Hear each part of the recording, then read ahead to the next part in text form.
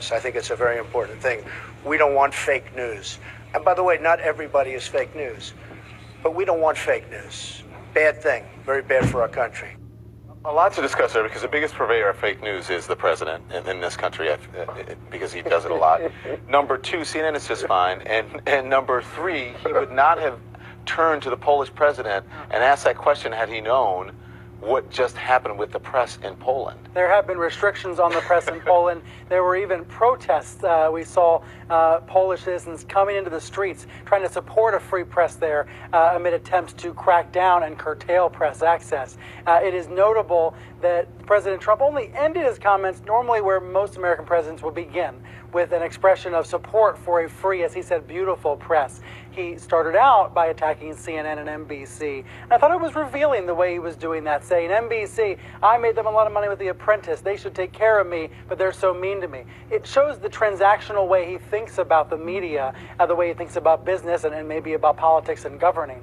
But let's make no mistake, we're continuing to see this kind of coordinated campaign by Trump and his allies to tear down news outlets they don't like, news outlets that are trying to hold them accountable. Happens to be CNN today, happens to be NBC on Trump's mind today, but it'll be others as well. It's been others in the past, it'll be others in the future. Yeah. What I think Polish citizens and American citizens have in common is a desire for a truly free press. But what people don't, there's a lot there. One, CNN is worldwide, the biggest news organization. He probably feels CNN can hurt him the most. That's why he goes after CNN and we're carrying the ball.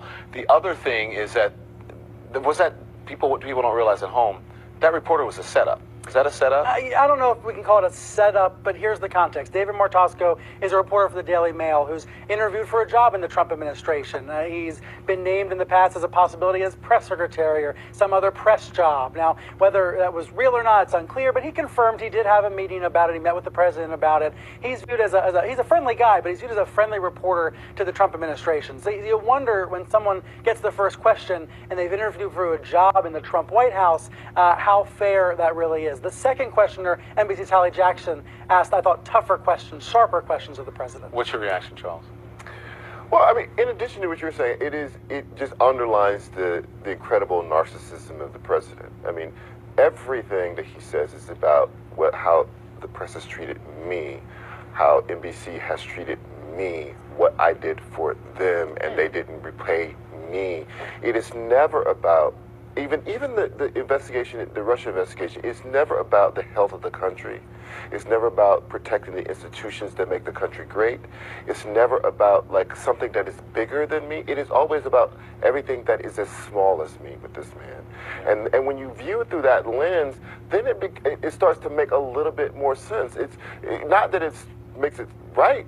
It just makes it make sense that he cannot see anything greater than himself.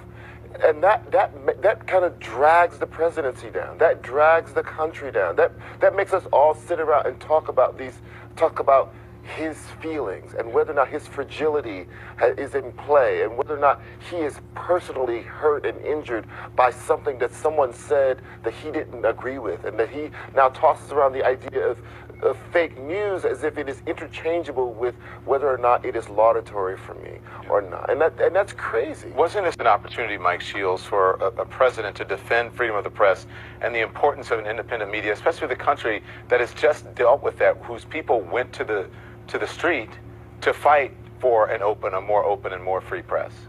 Well, he did. I mean, he said that, and everyone was watching.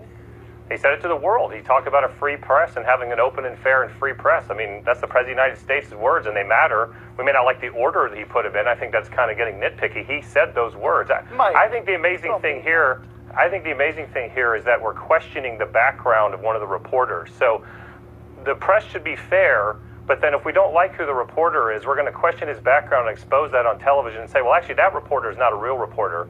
That's exactly what conservatives do all the time. Actually, Brian just took up for the reporter. I like David a lot. He's a friendly I said guy. that I thought that right, but you're saying he's interviewed with the Trump administration, so it really was kind of a setup of a question.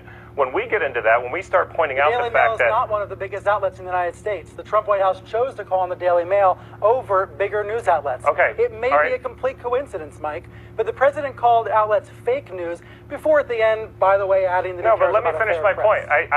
Let me finish my point.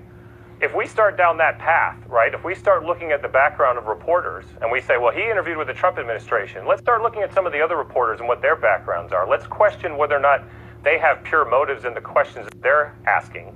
What you're going to find is people that work for Democratic senators, people that work for Democratic presidents, people that have given money to Democrats, people that vote in Democratic primaries when we pull up their voter file information. And this is what conservatives, why we feel like we're in an onslaught. One of the interesting things about this, I thought, was I talked to conservatives in Canada, in Britain, in Australia, in Germany. They all feel like they have a hostile relationship with the press as well. So the president was sort of looking at another leader saying, yeah, when you're a conservative, this is, and obviously the issues in Poland aside, I'm not getting into what they're doing in their country with the press because we do need a free press, but it is something that is a commonality amongst conservatives around the world that they feel beset upon. And I just find it really ironic that we're questioning the motives.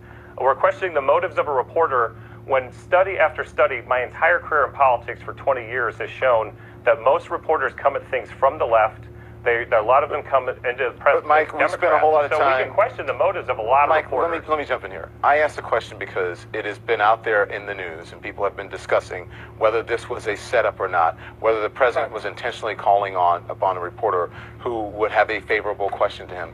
We spent 3 or 4 minutes before that discussing other issues that were probably that are more important than the last question I asked, and that Brian defended the reporter.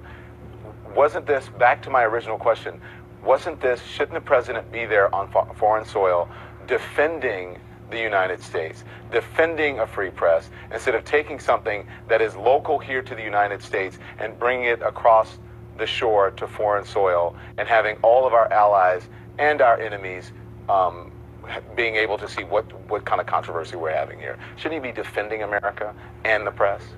Well, he did defend the press, but I also don't think anyone in the world doesn't know that the president has an adversarial relationship with the press. And I think one of the things about having a free country is that we don't sort of have propaganda when we go overseas and pretend things aren't going on in our country. We have a free and open dialogue for everybody to see, and everybody knows that the president has an adversarial relationship with the press. What if the president is standing based there on a lie, giving Mike. propaganda? You work for CNN. It's based on a lie. We're not fake news, Mike. Well, that's not what I'm saying. What I'm saying, of course, I'm not saying that. What I'm saying is that it's a known fact that the president has an adversarial relationship with the press, and he talks about it all the time. He tweets about it all the time. Based on a lie. The lie is that we're fake news. No, but you weren't asking me about that. You were asking whether or not it's okay if the president should talk about this on foreign soil. And my point is, yes, it is. Of course, you can talk about anything on foreign soil. We're an open society. We're not going to hide things just because we're overseas. Even if the president is giving something that's false, even if he is purveying. Well, now you're getting into the substance of what he said. You asked me about whether or not it's okay to even talk about a fight with the media. Well, that's the premise behind the question. Why is he talking about something that's false and giving false information to everyone overseas? He's just lying to people overseas, saying, the media's fake, NBC's fake, CNN is fake, and he's telling that to our enemies and our allies. What's the point? That's the question. What is the point to do that? Why? Well, my opinion on this is that the president feels besieged. I think that he feels attacked by the media on a daily basis. Every day he wakes up, he feels as though he's trying to get an agenda done, and people in the media are coming after him. And his response is to be a pugilist and punch back, and that's why you get the whole response. thing again. I got to get to the break because I'm getting that in my ear. But the whole point of it is that no one's attacking the president; they're just reporting on it, and his feelings are hurt. He's the president; he's the leader of the free world. Everyone who's at that G20, everyone who's over there, they're looking to him for leadership. And so, if he can't take the criticism or being reported on by a free media, maybe he shouldn't be in that position. Seriously, even if he's being attacked, right? Even if he is being attacked, number one, he's attacking as much as he's being attacked. So if he can't take a punch, he shouldn't throw a punch. Number one, and number two, he's I'm sorry, I let you talk. And number two, he's the president of the United States. There is a certain sort of kind of protocol and diplomacy that you exercise when you're on foreign soil that is different than when you're domestic. And if this were Obama, and in fact Obama was very much criticized about diminishing the stature of the United States when he was overseas, and we can't let this descend into a partisan argument where all of a sudden it's okay for Trump to be fragile and go take his gripes and grievances overseas and whine about it. And it was different. It was a different set of rules for Obama, and who was not doing any of this, by the way. Okay, stand by. Matt, you'll get in on the other side of the break. We'll be right back. Back now with my panel. Matt Lewis, you got to speak so much last time. I'm going to start with you first. What do you make of this whole discussion that we're having here? Well, look, so I'm looking at it from the context of the media being under, criticism right now, and a lot of it, obviously, I think is bogus. But I think that part of the reason it's working is that conservatives have for decades felt like there was liberal media bias and they couldn't get a fair shake. And I do think that there is liberal media bias. And I think when we look at today's story, the criticism would be, why aren't we talking about this great speech, what I think was a great speech in Warsaw that Donald Trump delivered, where he did talk about big, important things, not petty, small things, about things like defending Western civilization. The problem is that Donald Trump invites us to talk about something else when he holds a press conference and he attacks the intelligence community, and he won't be clear about whether or not Russia, attempted to hack the election. So I think that there is a valid concern about selection of stories. Right. But Donald Trump is actually feeding it. And sometimes you wonder, who's the real Trump? Is it teleprompter Trump delivering a remarkable speech, or is it the guy who's unscripted at this press But conference? which one it is. Well, Don, hey, Yeah. you said it. Come on. Can I also defend media in this regard? Because I often hear people talk about this idea of like liberal media bias. I think that more it's more accurate to say that there is a urban media bias, meaning that the largest publications, largest broadcasts are all Based in New York, they're DC. based in like Large big cities, cities, right. and that informs a certain kind of sensibility. That is true, and it attracts a certain sort of people who want to live in places like New York and DC and whatever, and that means that those kinds of journalists are gravitating. So I do believe that is a real thing, but it also means that you're rubbing elbows with people who are very different than you, and so that means that you probably have a different sensibility about immigrants or whatever, or diversity. It means that you may have a different sensibility about how people identify on the LGBT spectrum. It also means that those people have a bias towards science. Right. Because those institutions also exist in places where big colleges and a lot of intellectuals exist. And so I think so I think this idea of like people just want to beat up on conservatives and favor liberals is actually kind of false. I think you have to shift that to say it is a function of where. I agree. But listen, I do have to say, because I have to go. I'm sorry. I hate to cut you off. But I also have to say to people, when you're talking about story selection, it's like when you read a newspaper. Not everything is devoted to the big story of the day. This is a 24-hour news organization. There are a couple of them on television. We can have a sports page. We can have an editorial page. We can have an entertainment page. All day long, I've been listening to people say on CNN, the president did a great job. He had a great speech.